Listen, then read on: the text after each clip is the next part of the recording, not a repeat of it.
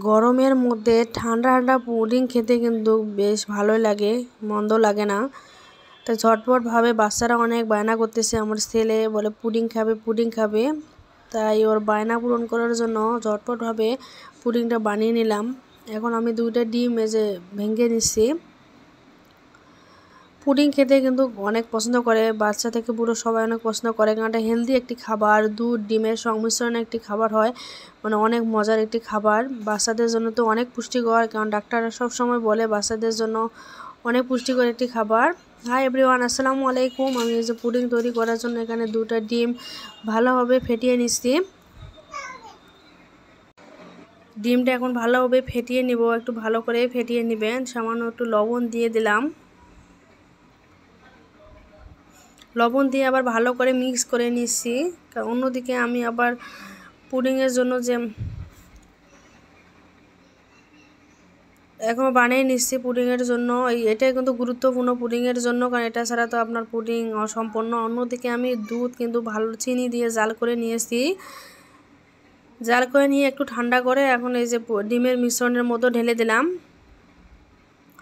এখন এই যে ডিমের গন্ধ যাওয়ার জন্য ভ্যানিলা এসেন্স দিয়ে দিলাম। আপনারা চাইলে যে এলাচ দিতে পারেন, আমি ওই যে এলাচ দিয়ে দিয়েছিলাম। এলাচ দিলেই কিন্তু ভ্যানিলা এসেন্সের কাজটা করে। এখন এই যে এটা আপনারা বুঝবেন কীভাবে, আপনারা বুঝবেন যে হাতে দিয়ে দেখবেন যে ওটা শক্ত আছে কিনা। যদি হাতের দাগ লাগে তাহলে জানবেন এখনও মানে সেট হয়নি। এখন এই পুডিংয়ের এটা সেট হয়ে গেছে আমার। এখন এই যে সবগুলো মিশ্রণ একসঙ্গে ঢেলে দিলাম। ঢেলে দিয়ে এখন এই যে ওভেনে আমি তৈরি করে নিচ্ছি। চুলায় তৈরি করলে হবে, কিন্তু আমার বাচ্চারা এত অধৈর্য, ওরা সহ্য করবেই না। তাই ওদেরকে আমি তাড়াতাড়ি বানিয়ে দিলেই মনে আমি বাসি। আমার এত পরিমাণে বিরক্ত করতেছে পুডিং খাওয়ার জন্য, তাই ঝটপটভাবে আমি ওদেরকে আগে বানিয়ে দিলাম, বলে ওরা তোরা আগে খায়া বাস। এখন মেয়েটা আমার এই যে কী করতেছে, আবার শব্দ করতেছে ও। এই যে আমার পুডিংয়ের ফাইনাল লুক। এখন আমি যে নর্মাল ফ্রিজে রাখবো সেটাও আমার সময় দিচ্ছে না, ওরা এখনই খাবে। তাই কমপক্ষে হলো 5 মিনিটের মতো একটু ডিপ ফ্রিজে রেখেছিলাম। ডিপ ফ্রিজে রেখে বাইর করে যে বাচ্চাদেরকে দিয়েছি। এত সুন্দর হয়েছে, এতই আমি একদম পারফেক্ট একটা পুডিং। আমার বাচ্চা তো মনে করেন এত পরিমাণে পছন্দ করে, আপনাদেরকে আমি কি আর বলবো।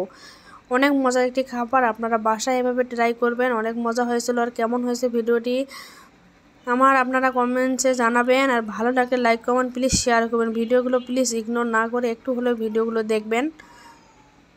আজকের ভিডিওটি আমার এই পর্যন্তই। সকলে ভালো থাকেন, সুস্থ থাকেন। আবার দেখা হবে পরবর্তীতে নতুন কোনো ভিডিও নিয়ে। ততক্ষণ পর্যন্ত সকলেই ভালো থাকেন।